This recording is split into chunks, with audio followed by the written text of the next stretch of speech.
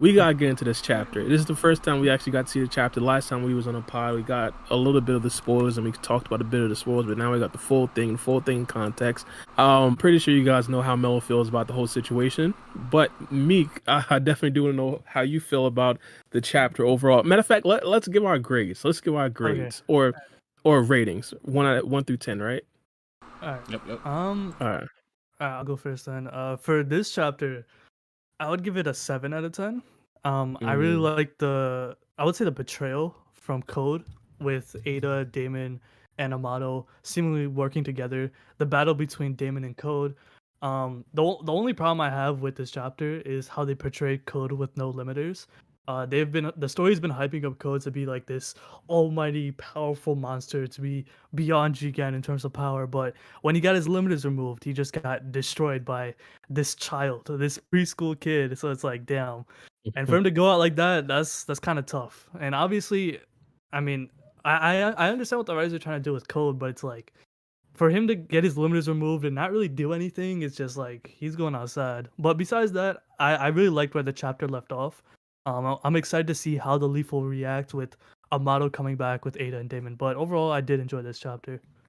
All right. So you said 7, right? 7 out of 10. All right. You try and go free game? Yeah, I got you. Well, I mean, I give it a 6.5 out of 10. I thought it was pretty good. If I didn't look at the spoilers, I would have probably thought it was a little bit better because I wouldn't have been spoiled, of course. But I agree with Meek. It was kind of sad to see Cole get his limiters removed and then dog wash.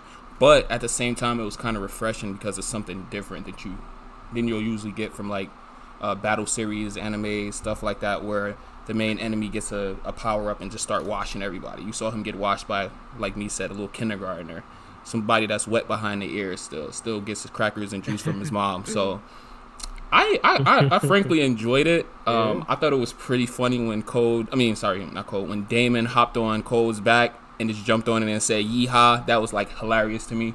So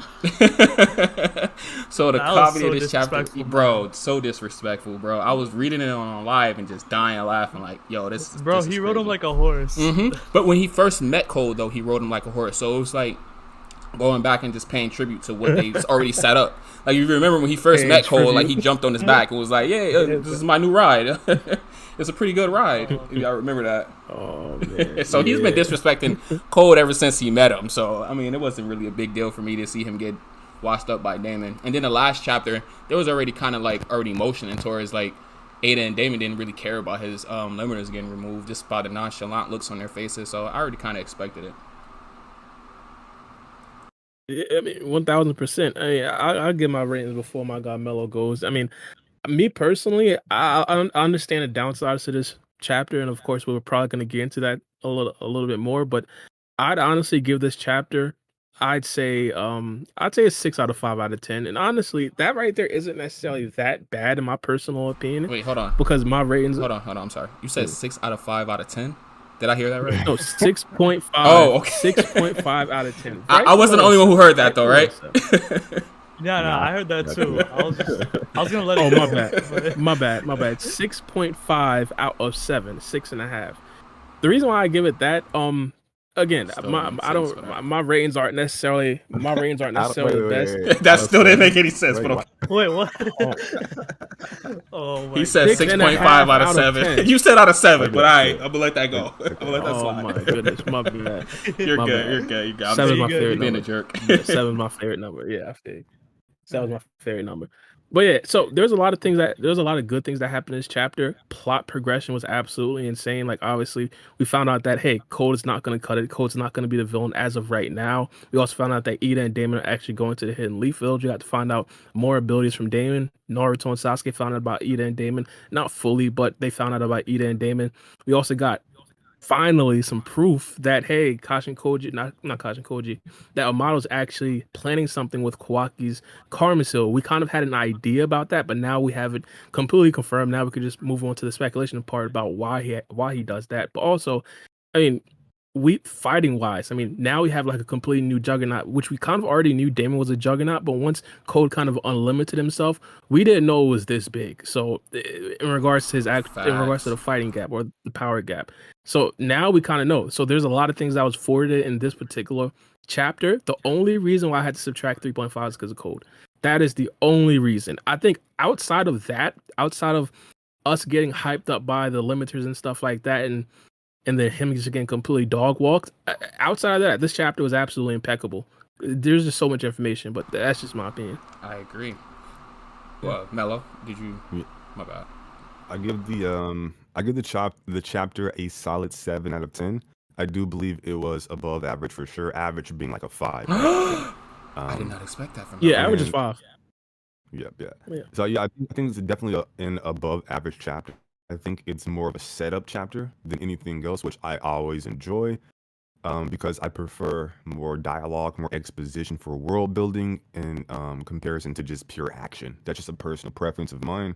I'm very curious to finally get some kind of clarity about what Amato's up to, and hopefully, he's going to talk about his goals as it pertains to Kawaki and his Karma Seal and the power of Ishiki Otsutsuki. But first, he has to explain Ada and Damon, and I'm really fascinated to understand why her Shinrigan looks like the crest of the Otsutsuki on the moon, and maybe we can tie that into the Otsutsuki with the scratched out emblems in the Ten Tails dimension. I've been hypothesizing that for a minute, so I'm really curious to see if we can get some reveals, maybe some connections between maybe even Orochimaru or Toneri Otsutsuki on the moon through Ada, so on and so forth. That's so the anticipation for that has me very excited. Finally, some reveals. The stuff with Code, and I've talked about this a few times on my channel, but the only issue that I have with Code is just simply they're writing him within a monthly manga release, and I don't think under that format it works, right? People have drawn comparisons to Shigaraki from My Hero. I think obviously the distinction being My Hero is a weekly manga release. I do believe that and Shigaraki wasn't the foundation of his character when he was introduced wasn't just his power and what he can do, that there were other elements to his character that they could rely on in the meantime, right? So just for me, can you give us an example? It's a 7 out of 10 for Shigaraki. So spoiler alert for My Hero for anyone. Shit, my bad. Yeah, so no, it's fine. So when Shigaraki was introduced, like it wasn't predicated on just like what he could do power wise. It was always him linked to All For One, number one, and All For One kind of the one that was like carrying him and grooming him and right. Basically his Jigen Shiki, right? But All For One is the one that kind of carried the series. So when Shigaraki came into fruition, you could always see him being very strategic and surrounding himself with people that actually amplify what he could do. You could see him moving in the backgrounds, and moving in the shadows, and constantly strategizing, so on and so forth. But I digress with that. What was I saying? Oh, I'm sorry. No. Yeah, you were just giving my bad. No, it's fine. It's just with Code, I don't have a problem with him losing to a child because that was established in Naruto Part 1 that kids can be strong. I just have a problem with him losing immediately. I have a problem with the pacing. That's pretty much it. The pacing. That's really the crux of my issues, for the most part. When I boil them down. So yeah, a solid 7 out of 10. Excited for the next couple of chapters, and yeah. I think Boruto so far in this last five chapters, I've been giving them 7s and up, 7, 8. So they've been pretty solid for me. I'm not even gonna lie. I thought she was gonna completely trash this chapter. I didn't even for real. I didn't even I saw the clip that Bara uploaded, but I didn't watch it, and it just seemed like he was just trashing the episode. So I was waiting for it. I was ready to hear Mello just rave, and then he gave it a okay. I like that.